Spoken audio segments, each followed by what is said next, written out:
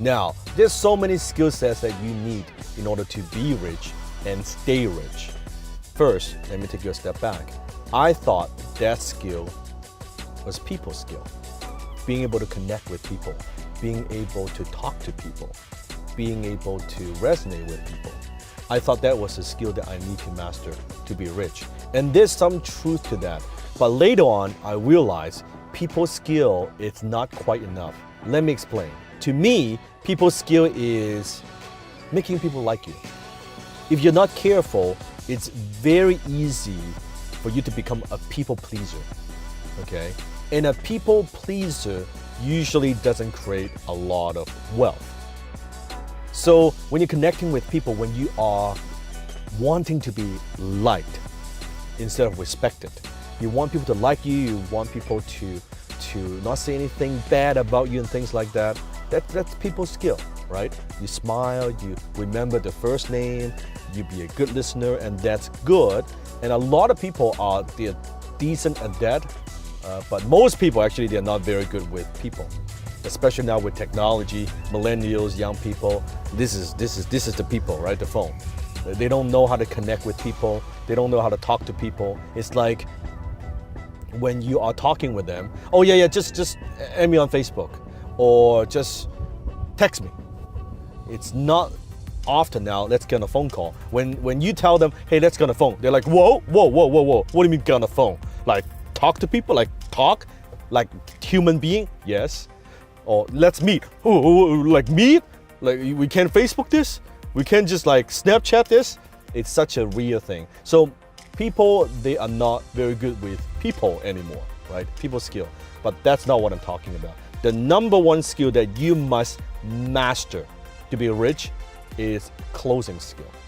The ability to close. Not just people skill, the ability to connect and make people like you. I'm talking about the ability to influence, persuade, and convince other people to take the action that you want them to take.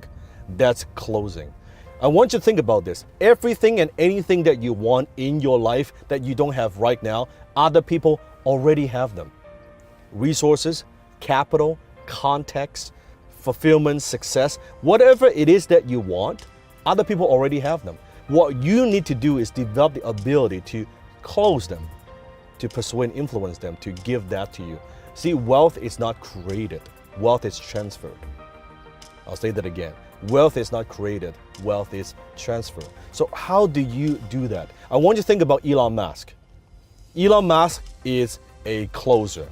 When he does a presentation, when he does the new announcement of Tesla, guess what? He is closing. There are many forms of closing. You can close one-on-one like this. You can close one to many, where it's 1 to 100, 1 to 200, 1 to 1,000. You have closing on camera. You have closing on the phone. It's all closing. You look at Steve Jobs. Remember when he announced the iPhone? Guess what he was doing? He was closing. He is a closer, right? Richard Branson, he is a closer. Bill Gates, he is a closer. All these people. Warren Buffett, he is a closer. If you've ever seen his annual shareholder meetings, guess what he was doing? What he always does. He's closing. He is selling you on the vision of the company. He's reporting to you what he's done in the past. When you are an entrepreneur, guess what? That's what you do. Nothing happens until a sale is made in business. So guess what? You're out there, you are selling your vendors why they should give you better terms. You are selling your employees how they could perform better. You're selling them on the vision where you want to go, where you want to take them to. Guess what? When you are talking to customers, you are selling them why they should buy from you and not buy from somebody else, not buy from your competitors. You're selling all the time. The question is, are you a good closer? That's the problem with most people. They are not good closers. They have this negative association towards selling, towards closing. Like it's like a dirty word. Oh, I don't want to sell people. You're fucking broke. You don't want to sell? You're broke. As an entrepreneur, let me give you a definition. It's not the only definition, but it's the best definition that I've come across. An entrepreneur is a person with a vision who orchestrates other people's time, talents, money, and resources to make his or her vision a reality. Notice, every single one of those things, you got to sell other people. You got to close other people to give that to you. Time, money, resources, capital, all these things, it's all closing. They're all closing. It all comes down to that one skill. The problem is you don't learn this skill in school. You don't learn this skill from your parents. You definitely do not learn this skill from your friends. There aren't that many places that teach this skill. I happen to teach it. Last one I'll make to you here is this. Those skill sets that these millionaires master, one of the skill sets that they master is learning. Now, this is kind of straight. Do you master learning? Yes. They're constantly focused on improvement. They're constantly focused on improvement. How can I become better in this? How can I become better in that? How can I become better in this? How can I make the company better? How can I make the customer service better? How can I make the product better? How can I make my communication skill level better? How can I make my this level? How can I make... Everything is about improving. Everything to them. How can we beat our prior best? What's the most we ever did in here? 68? Let's do 72 this month. What's the most we ever done over here? We did 102. Let's try to break that number. What's the most you ever done? What's the most calls you made in a maid? What's the most appointments you ran in a week? Everything is let's beat that, let's beat that, let's beat that, let's beat that, let's beat that. Because it's always constantly about improvement. Then all of a sudden, every department is getting better and improving. Every department is getting better and improving. So they're learning. They're all about self-education. They have a beginner's mindset. Let me explain. Sometimes when you see people that have made money and they're extremely cocky, they no longer have the beginner's mindset. They've already surpassed what they thought they're going to make money-wise. So beginner's mindset is somebody that's so curious. How do I do this? How do I get this better? What do I do about this? How do I do that? How do I get this thing? What do I do that? Everything is about learning, learning, learning, learning, learning. That's all they're doing. They want to learn, learn, learn is what they're doing, right? So everything is about constantly beating their prior best. Who do I work well with? Who do I not work well with? What do I need to improve? I need to change this weakness part of my attitude that doesn't work well. This type of people, I need to get better at working with women or men or couples. Or I need to work better with people who are twice my age or half my age. I need to learn how to work that area better. Financial literacy skill. Now, this skill is not taught in school. In school, how do we measure how well we do? Your scorecard. Are you getting A? Are you getting a B? Are you getting a C? Well, in the real world, in the business world, we look at your financial statements. Your financial statements, they are your scorecard. It tells us how well you are doing financially. How well are you managing your money?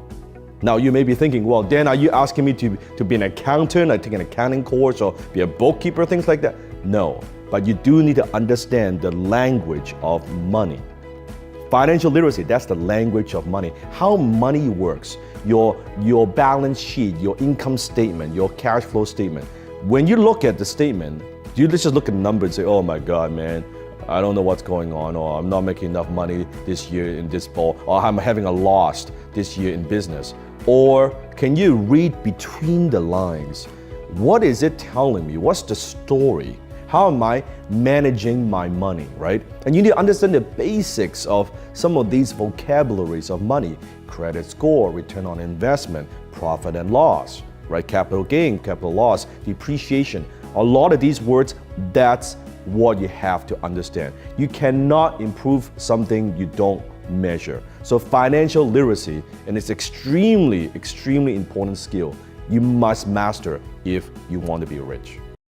It's the most important skill out of them all, and that is the ability to manage your own mind. I call that your mindset skill. Frustration, negativity, fear, envy, depression, limiting belief, procrastination.